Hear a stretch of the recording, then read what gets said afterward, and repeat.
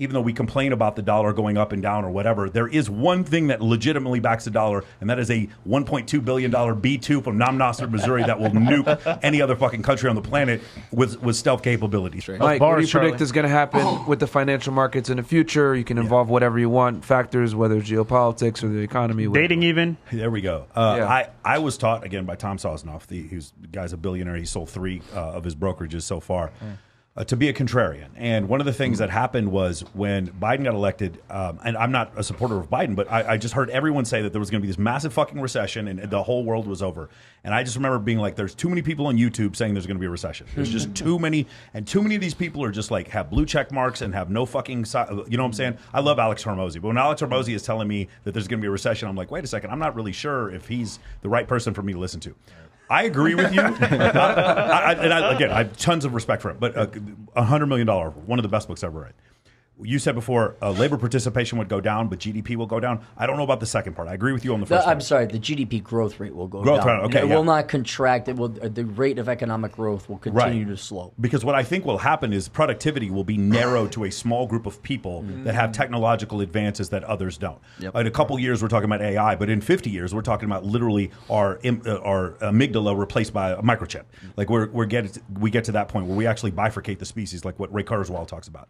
I think that's where we're going to see in the future. I'm way more of an optimist than a lot of people. The most liquid capital markets on the planet are in the United States of America. Like, I think the GDP here is $24 trillion, and the entire planet is $80 trillion, something like that. 70, something. 90 depends on what source, but we're the largest economists here. Like the thing is, we have 5% of the planet's population and a quarter of the world's GDP, and part of the reason why is not because of the way our people work, but it's because of the fact that liquid markets are here. Again, I grew up with some traders, so that's why I believe this way. So I think I actually have a very positive outlook here, but not for everyone. I have a positive outlook for a certain group of people. If you go back 20 years and look at Cisco Systems and General Electric, these two companies were the biggest companies in the country, and they got disrupted by companies like Meta and companies like Tesla and stuff like that. What I think is you're going to have this group of extremely high producers, extremely productive people, but new disruptors are going to come into the space. And as negative as we may think about the way things are now, we still live in a country that is free enough to allow cryptocurrency to flourish and for us to talk about it. Yep. We still live in a country that is free enough right now for us to have artificial intelligence, or technically it's machine learning, and for us to allow that to thrive. And so because of that, I truly think that if you choose to be part of what I consider the decision-making class, and the reason why I call them the decision-making class, we're the people who read books. The people who read are the ones who are the decision-making class. Those of us who do that, we will be the disruptors. We will be the ones who will lead us into a new era, but that new era might not be coal mining. That new era might not be digging ditches or laying railroad. Do you understand what I'm saying? That new era might be something else. And so those of us who continue to stay educated on that, I think it's kind of easier to get into that place now. And if you do, I think you can make a lot of money. I just think the economy will look different. I don't think it'll be necessarily worse. Morally, maybe.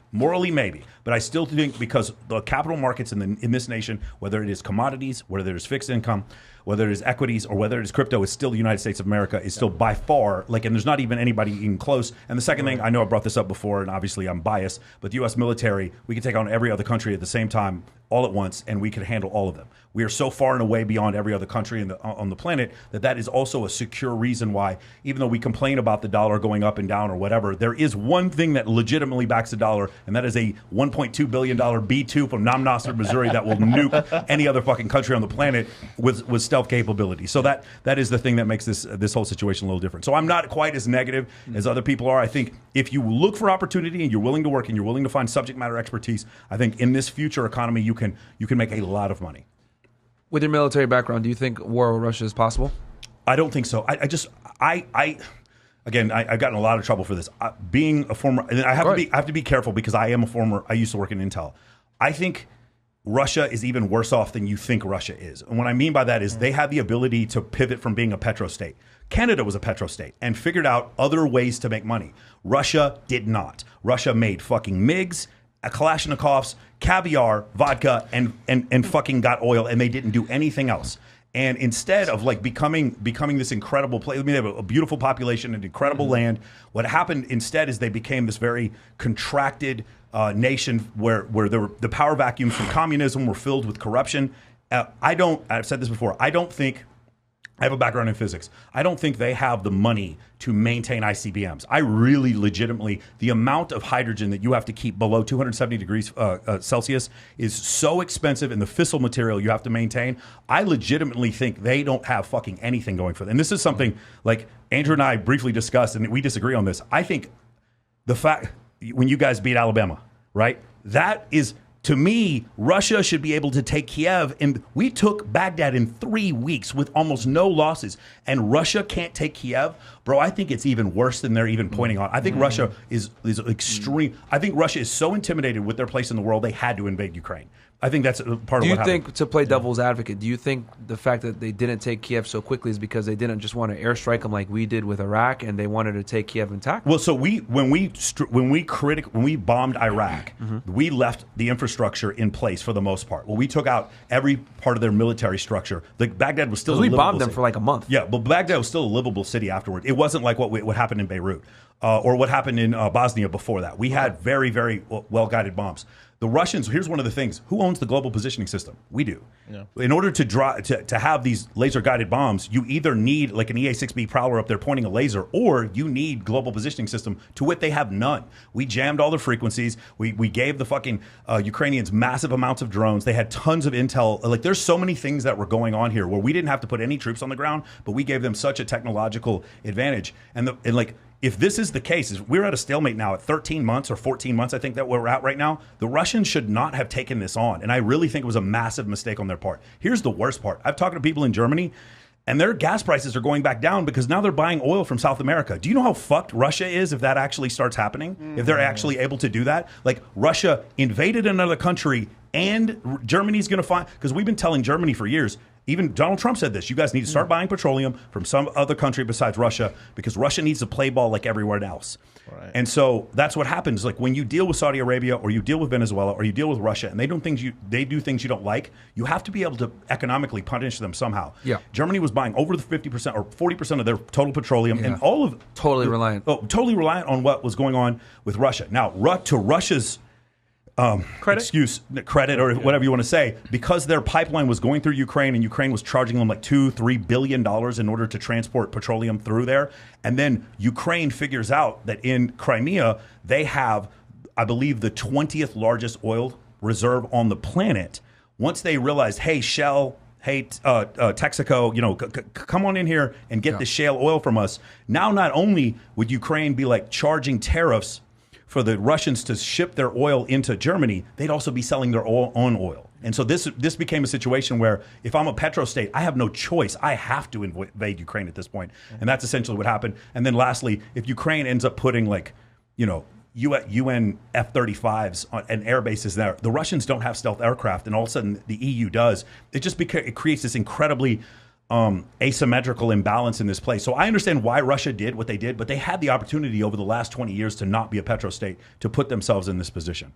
Yeah, so as far as that, I don't think the United States would ever. China, yes, possibly, because China actually finally has a blue water navy. China does not have stealth capability. The Indian Air Force was able to spot Chinese stealth aircraft at 500 miles. They're so far behind us when it comes to that kind of stuff. So I don't think China and Russia, but it's going to be some sort of asymmetrical type of warfare, like essentially Reddit posts and fucking Facebook groups telling us that birds aren't real and the earth is flat. Like, I honestly think that is the warfare that we're dealing with right now. People promoting astrology and shit like that. Like, dude, the war against the United States is the 5 love languages. It's the war against the United States is the secret and fucking trauma release programs. That's the United States. TikTok as well. TikTok as well. Exactly. Yeah. TikTok is better than a B1. That you're absolutely right. Because you know what's funny? You're killing them not with weapons, but you're killing them from the inside mentally. Yeah, I mean, once you do that, it's demoralization. The problem is when you guys ask on the questions.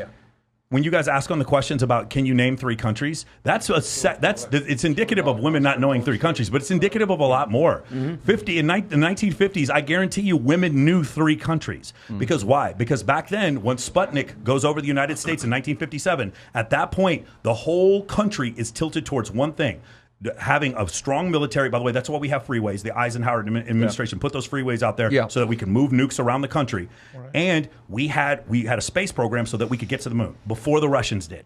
And so we don't have that thing burning our ass anymore. We don't have that motivation anymore. And we've got fat, dumb, and lazy. And now the people we look up to are not mathematicians anymore. We don't look up to physicists anymore. Can you imagine someone as famous as Albert Einstein when he died in the 1950s? We have no physicists that famous now today. Neil deGrasse Tyson is not a researcher. He is a fucking entertainer.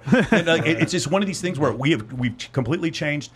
We're being outperformed by the Chinese in education as well. Absolutely. And again, I would read the One World Schoolhouse by Sal Khan, where he talks about that. It's like we need, because of teachers' unions, we cannot bust up this Prussian model of education. You talk about the Prussian model of education. I talk a lot about teachers and how much I hate them. We cannot bust apart this Prussian model of education so that if my son is smart enough to be in trigonometry when he's 12, but he's failing at English, we hold him in the 5th grade, we don't let him out. And we should be able, if he becomes an excellent person and learns, business calculus when the guy is, when he's 10 years old, let him do that. He shouldn't be held back by fresh at all. I understand. That's exactly right. Hey! That's exactly right. These other countries are running circles around us as far as education. I want to say this real quick. What would you say to the people that say, well, Russia got what they wanted? They control eastern Ukraine. That's what they wanted in the first place. They wanted to make sure that the Donbass was handled and Crimea. Yeah. What would you say to that? Well, I mean, that's a possible thing that they did. I mean, do you guys know how the Donbass ended up there in the first place? No. Because Stalin starved out a bunch of native Ukrainians and then replaced them with Russians. Yeah. Again, that whole part of it, we can't understand, guys. We're from the United States. It's Louisiana and Texas. We don't understand. We have the SEC and play football with each other. We don't. They have a very intimate relationship that we can only fathom. Guys, Ukraine has been part of Russia on and off since the 9th century. It is really, really dirty, nasty. Yes, very toxic relationship. The thing is, for me, I just feel like, to me, it shouldn't have taken a year. If they were the military that they purported to be, which is either second or third next to China and the United States, they should have been able to take Ukraine. Because I guarantee you, the United States would have taken Ukraine in 10 days, and we wouldn't have bombed. We would have killed some civilians. So you're saying it was a materials issue, not a strategy issue? I think it was both. It was a strategy issue in that what happened was when Russia invaded Crimea, he had a 74% approval rating. Mm-hmm. And because the way it feels like, it's like, if Louisiana wanted to secede from the United States, there's something very American about Louisiana. That wouldn't feel right. Mm-hmm. But if all of a sudden somebody said the American Virgin Islands all of a sudden wanted to secede, we'd be like, wait, dude, is that ours? Is Guam all of a sudden wants to become an independent nation? Wait, Guam belongs to us? Does that make sense? So it's one of these things where Crimea really did feel like it was part of Russia. Russians wanted Crimea back. Does that make sense?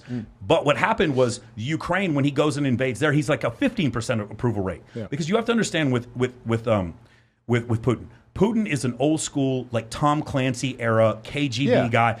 But was it the strategy? Was it material? Like, put it this way: if he had superior strategy and approach, could he have gotten the job done more effectively? I think he would have used diplomacy instead and given them a reason, given them some other reason. You think diplomacy could have worked in that situation? Here's the reason why: because it worked for the last 50 years. Because they had figured out a way to control their government, like exactly what they're doing in Belarus right now. And they're not going to war with Belarus. Belarus is a puppet. They do exactly what the Russians want. So the thing is, with Ukraine, what happened was they got pretty free and they were incentivized. And Germany's like, hey, come over here and date us. And Russia's like, fuck no, if you're not going to date me, you're not going to date anybody. And so that's essentially what happened. Materialistically, I just don't think people understand the drop off between American hardware and Russian hardware. They think do not understand. Because in the 1980s, dude, those MiGs could do incredible things. They could fly 2 times the speed of sound. But when we got to stealth technology and when we started taking over as far as drone manufacturing, as far as global positioning system, they can't keep up with us. You understand? If we just have, they're called M1s, these M1 Eagles. The Army has them. They just throw them up in the air. They fly around, and they can just get the entire battle space. And the United States has got probably, I don't know this to be a fact. I almost guarantee you, though, there's EA-6B Prowlers and RC-130s that are flying over Ukraine right now, and the Russians can't see them, and all of a sudden their radios don't work anymore. All of a sudden they don't know shit. All of a sudden none of their communication are secure. The United States is not going to help the Ukrainians specifically, but they're going to give them a lot of aid, and so is the European Union. And I'm telling you right now, as soon as they're Putin's biggest fear is if they put F-35s in Germany, because if they do that, man, it is a problem. When you have stealth aircraft, I don't think you understand the asymmetry here. You have no chance against them. Whenever we do a red flag here, once the last day of red flag, they bring out the F-22s, and you are fucked. Everyone is fucked. You are dead, and nobody even sees who shot you.